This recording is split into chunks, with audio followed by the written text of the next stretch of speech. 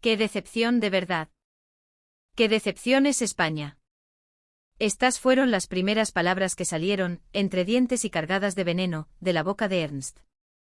Él y su esposa, Helga, se encontraban paralizados en el andén de la estación de Atocha, en Madrid. El aire, denso y húmedo bajo la cúpula del jardín tropical, parecía burlarse de su gélida furia alemana. Para ellos, un matrimonio de Múnich que había hecho de la puntualidad no solo una virtud, sino el pilar de su identidad, lo que acababan de presenciar era un insulto, una afrenta a las leyes universales del tiempo. Eran las 9 de la mañana en punto. Ni un segundo más, ni un segundo menos. Y ante sus atónitos ojos el AVE, el tren de alta velocidad española, esa serpiente blanca y aerodinámica de la que tanto habían oído hablar, acababa de iniciar su marcha con una suavidad insultante, deslizándose hacia Barcelona con la precisión de un bisturí. «¿Pero cómo es posible?», espetó Ernst, girándose bruscamente hacia un empleado de Renfe que observaba la escena con una calma profesional. «Llegamos a las 9 en punto. La hora de salida es a las 9. ¿Por qué demonios se han cerrado las puertas?». La respuesta del empleado, serena y educada, no solo no calmó su ira, sino que la hizo estallar. Fue una respuesta que dinamitó los cimientos de su concepción del mundo, una simple frase que reescribió las reglas del juego y les obligó a enfrentarse a una verdad incómoda. Una verdad que les dejaría en completo y absoluto shock. Esta es la increíble historia de cómo una pareja de alemanes, convencidos de ser los reyes indiscutibles de la puntualidad, vinieron a España a confirmar sus prejuicios y acabaron recibiendo una lección magistral de precisión, compromiso y humildad. En Stuttgart, en un barrio tranquilo donde las hojas de los árboles caen en otoño con una predecible y ordenada cadencia, vivían Ernst y Helga. Ambos jubilados tras una vida dedicada a la ingeniería y la administración, cultivaban un orden casi patológico. Su casa era un santuario de la eficiencia germánica, los libros en las estanterías estaban ordenados por color y tamaño. Los cubiertos en el cajón parecían soldados en formación y el reloj de cuco de la Selva Negra cantaba sus horas con una exactitud que avergonzaría al mismísimo observatorio de Greenwich. Ernst, en particular, sentía un desdén profundo por lo que él llamaba la laxa moral temporal del sur de Europa. España para él era un país de sol, siesta y una perpetua cultura del mañana. Un lugar encantador para pasar unas vacaciones, sin duda, pero un completo desastre en cuanto a organización se refería.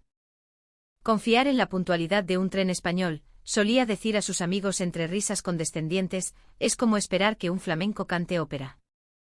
Simplemente no está en su naturaleza. Su esposa, Helga, era su eco. Asentía con una sonrisa cómplice, reforzando esa visión del mundo que les daba seguridad y un reconfortante sentimiento de superioridad. Su confianza no era infundada, venían de Alemania, la cuna de la ingeniería, el país de la Deutsche Bahn. Aunque si eran honestos consigo mismos, cosa que rara vez hacían en este tema, sabían que la puntualidad de sus propios trenes había decaído estrepitosamente. Los retrasos eran cada vez más comunes, las cancelaciones una constante en los paneles de las estaciones. Pero aquello eran dificultades técnicas. Excepciones que confirmaban la regla de su inherente superioridad. Lo de España, en cambio, tenía que ser, por definición, un caos sistémico. Un día, mientras hojeaba una revista de viajes, Ernst se topó con un artículo que le hizo resoplar con incredulidad. El titular era provocador: AVE, la alta velocidad española que supera en puntualidad a Alemania y Japón. «Propaganda. Pura propaganda», exclamó mostrando el artículo a Helga. «¿Los españoles puntuales al segundo? Y encima presumen de ello. Venga ya. Se creen que somos tontos. Seguro que es una exageración para atraer turistas». Helga leyó por encima de su hombro. «Seguro que sí, querido. Es imposible. Nosotros tenemos una cultura de la precisión. Ellos tienen el flamenco». Esa misma tarde la idea germinó en la mente de Ernst. No sería un viaje de placer. Sería una misión. Una auditoría. Irían a España, no a disfrutar de sus museos o su gastronomía, sino a desenmascarar esa farsa. Viajarían en el AVE y documentarían con rigor teutón el inevitable retraso, la falta de organización, el caos inherente que, según ellos, definía a España. Sería la prueba definitiva que podrían esgrimir en sus cenas con amigos para confirmar, una vez más, que el orden del mundo seguía intacto, con Alemania en su cúspide. La decisión estaba tomada. No iban a España a admirar su cultura, iban a juzgarla. Con una mezcla de desprecio y anticipación, reservaron sus billetes. Madrid-Barcelona, la ruta insignia. El viaje, más que una aventura, se perfilaba como la ejecución de una sentencia que ellos ya habían dictado. Una semana más tarde aterrizaron en el aeropuerto Adolfo Suárez Madrid-Barajas. El aire invernal de Madrid era frío y seco, pero para Ernst y Helga, la atmósfera estaba cargada de prejuicios. Desde el primer momento Ernst adoptó la postura de un inspector de calidad, con la mirada afilada, buscando el más mínimo fallo. Al cruzar la terminal, se vio envuelto por un bullicio de gente y un idioma que le sonaba a desorden. La señalización es confusa, sentenció de inmediato, a pesar de que los carteles eran claros y estaban en varios idiomas. Los colores no son ergonómicos. Podrían haberlo diseñado mejor. Helga, a su lado, asintió sin sorpresa. Este viaje, al fin y al cabo, estaba diseñado para ser una decepción programada. Su misión era confirmar el mito del ferrocarril español como una mera fanfarronada. Pero para su creciente irritación, el primer tramo de su viaje fue desconcertantemente fluido. Encontraron la estación del metro sin problemas, las máquinas expendedoras de billetes eran intuitivas y el tren llegó en menos de 3 minutos, limpio y sin aglomeraciones. No necesitaron pedir ayuda a nadie. Qué aburrido, masculló Ernst, casi para sí mismo. Helga soltó una risita. ¿Qué pasa? ¿Esperabas un poco más de caos para empezar a tomar notas? No es eso, respondió él, visiblemente contrariado. Es que esperaba algún contratiempo. Algo que demostrara que su sistema no es perfecto. Tras registrarse en el hotel, salieron a pasear por el centro de Madrid. La Gran Vía hervía de gente, pero había una especie de orden en aquel caos, una coreografía urbana que funcionaba. Entraron en una pequeña cafetería. Pidieron 2 cafés con leche, esperando una larga demora. Fueron servidos en menos de 3 minutos, con las tazas perfectamente alineadas, el azúcar y la leche dispuestos simétricamente. Ernst arqueó una ceja. Su mirada ya no era la de un crítico, era la de un cazador de fallos que no encontraba su presa. ¿No estás un poco molesto?, le preguntó Helga, divertida. No sé qué me pasa, admitió Ernst, frustrado. Parece que no hay nada de lo que quejarse, y eso me inquieta. Empiezo a dudar de si el problema lo tengo yo. Él, que se enorgullecía de su rigor, que se consideraba un esteta del orden y el tiempo, sentía que en España, en apenas unas horas, había entrado en contacto con una forma de precisión que le superaba. Bueno, dijo, mirando su reloj. Mañana es el día de la verdad. A ver si ese famoso ave es tan puntual como dicen. Esa noche, desde la ventana de su hotel, observó las luces de la ciudad. El tráfico fluía, los semáforos cambiaban con una regularidad implacable, la gente cruzaba los pasos de cebra sin titubear. Un pensamiento incómodo se abrió paso en su mente, quizás, solo quizás, este lugar vivía realmente en un estado de orden. Un orden diferente al suyo, pero orden al fin y al cabo. Aún no estaba preparado para admitirlo, pero algo en su interior había comenzado a tambalearse. A la mañana siguiente, tras un desayuno rápido, el corazón de Ernst latía con una mezcla de emoción y nerviosismo. Por fin había llegado el momento de enfrentarse al símbolo del supuesto renacimiento tecnológico español, el AVE. La noche anterior, había repasado el horario una y otra vez en su smartphone. El tren con destino a Barcelona salía a las 9 en punto. Su plan, basado en décadas de experiencia en el sistema ferroviario alemán, era impecable. Si el tren sale a las 9, le explicó a Helga con aire profesoral, con llegar al andén a las 9 menos un minuto es más que suficiente. La hora de salida es la hora a la que se cierran las puertas. Siempre hay un margen de unos segundos. Es de sentido común. Helga, confiando ciegamente en el criterio de su marido, asintió y sugirió aprovechar el tiempo. Ya que estamos, podríamos comprar unos bocadillos de jamón para el viaje. Hay que probar las delicias locales.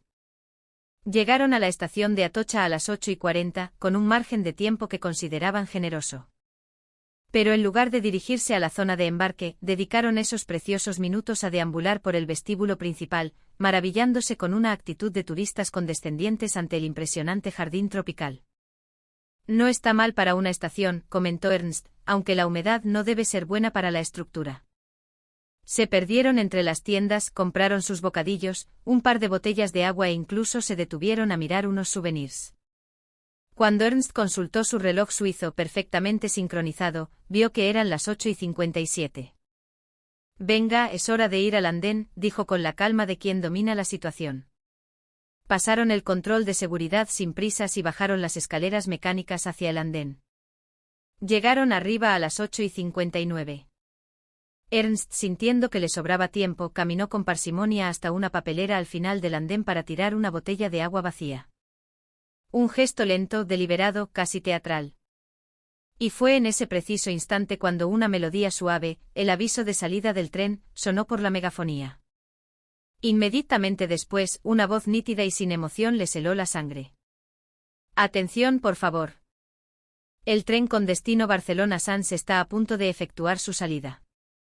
El ave, que hasta ese momento reposaba inmóvil junto a ellos, cerró sus puertas con un silbido casi imperceptible. Un segundo después, sin una sacudida, sin un quejido, comenzó a moverse. Suave. Silencioso. Implacable.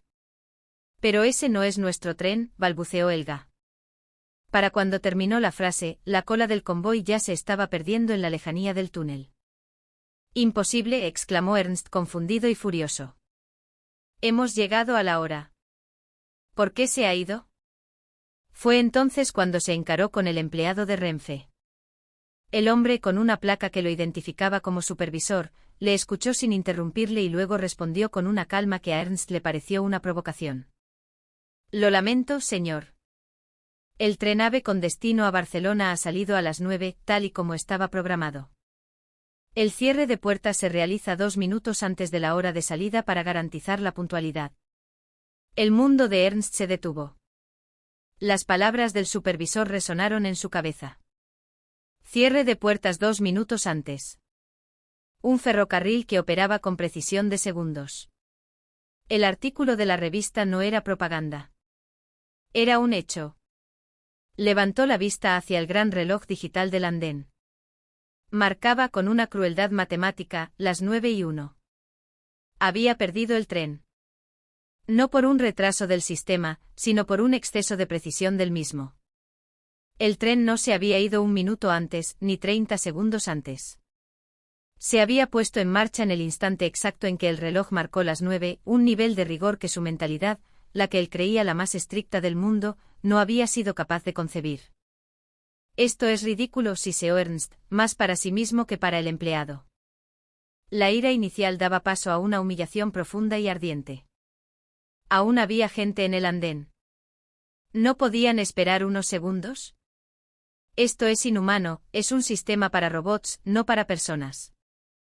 Helga, a su lado, permanecía en silencio con los brazos cruzados, procesando la magnitud de su error. En Alemania, continuó Ernst elevando la voz, su orgullo herido buscando un culpable, la hora de salida y el cierre de puertas son prácticamente simultáneos. Y si el maquinista ve a un pasajero corriendo, a veces espera. Eso es tener flexibilidad. Eso es humanidad. Esto es lo que llaman precisión. Esto es rigidez mecánica. Su voz, más que enfado, denotaba la agonía de una fe rota. La fe en su propia superioridad cultural. El sonido de su orgullo haciéndose añicos resonaba en el silencioso andén. ¡Qué decepción, de verdad!, repitió, pero esta vez su tono estaba teñido de frustración y derrota. Frente a él, las vías vacías eran un espejo de su propio vacío. El supervisor de Renfe, impasible ante el arrebato, dio un paso al frente. Su tono seguía siendo educado, pero firme. Señor, lo lamento de nuevo. La hora de salida de un tren AVE es la hora exacta en que el tren comienza a moverse. Para que eso ocurra, todas las comprobaciones de seguridad deben estar completadas previamente. Por eso, las puertas se cierran con antelación. Pero es necesario ser tan estricto, insistió Ernst, casi suplicante. ¿Qué más dan unos segundos? Les da igual que los pasajeros se queden en tierra. El supervisor hizo una pausa y luego pronunció la frase que lo cambiaría todo. Consideramos que retrasar el tren por una persona, dijo, mirándole directamente a los ojos, es perjudicar a los cientos de pasajeros que sí llegaron a tiempo.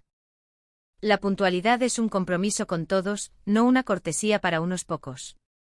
La lógica era aplastante. Perfecta. Irrefutable. Ernst se quedó sin palabras. El concepto que tenía del ferrocarril, esa idea romántica de un sistema con un toque de flexibilidad humana, se desmoronó por completo. Aquello que él defendía como humanidad era, en realidad, una fuente de ineficiencia. Y lo que él criticaba como rigidez robótica era, en verdad, la máxima expresión de respeto por el tiempo de la colectividad. Así que así es como funciona en España, musitó finalmente. Su voz ya no era de ira, sino de rendición. Elga, que había observado todo en silencio, bajó la mirada. Nadie nos había dicho nada, susurró con la voz temblorosa. En España, continuó el empleado con una paciencia infinita, la precisión al segundo es la base de la confianza de nuestros viajeros. Por eso un ave nunca espera. Por contra, un retraso de apenas unos minutos en la salida puede provocar un efecto en cascada que afecte a miles de personas en toda la red. Y entonces asestó el golpe de gracia. De hecho, nuestro compromiso es tan firme que si este tren llegase a Barcelona con más de 15 minutos de retraso, les devolveríamos el 50% del billete. Y el 100% si el retraso supera los 30 minutos. Ernst se quedó pálido. ¿Devolución del 100%? En su mente aparecieron como fantasmas las innumerables veces que había sufrido retrasos de más de una hora en la Deutsche Bahn sin recibir más que una disculpa genérica por megafonía. La comparación era tan brutal, tan humillante que sintió un vértigo físico. Si desean coger el siguiente tren, les indicaré cómo gestionar el cambio de billetes, concluyó el supervisor, con una profesionalidad que rozaba la compasión. Ernst, incapaz de articular una sola palabra de protesta más, simplemente asintió y siguió al empleado como un autómata. Unos minutos más tarde se encontraban de nuevo en el andén, esperando el siguiente tren. El que deberían haber cogido ya estaba, probablemente, cruzando los campos de Castilla a 300 km por hora. Parece que los únicos desincronizados aquí éramos nosotros, murmuró Elga. Ernst no respondió. Observó el andén. Nadie gritaba, nadie protestaba. El resto de pasajeros que esperaban el siguiente tren lo hacían con calma, leyendo o mirando sus móviles. De repente lo comprendió. Aquí el orden estaba por encima de la emoción individual. No era frialdad, era un contrato social implícito para proteger el bien común. Y ellos lo habían violado por pura arrogancia. ¿En qué pensábamos que consistía la puntualidad?, dijo Elga, adivinando sus pensamientos. Su puntualidad, la de ellos, siempre había incluido un margen de error, una pequeña concesión a la imperfección humana. La puntualidad española, en cambio, no era una virtud moral, era una ley física. La hora de salida era el instante del movimiento. Todo lo anterior era preparación. Ernst, por fin, lo entendió. Creía que venía del país más estricto con el tiempo, dijo con una voz apenas audible. Y resulta que en España están a otro nivel. Ya no había rabia en sus palabras, solo una aceptación atónita. Una verdad que le había golpeado en la cara. Elga, al ver que su marido finalmente había capitulado, sintió un extraño alivio. Ella había asimilado el golpe mucho antes. Creíamos que éramos los campeones del mundo de la puntualidad, dijo, intentando suavizar la situación. Ernst esbozó una leve sonrisa, una mueca entre la amargura y la liberación.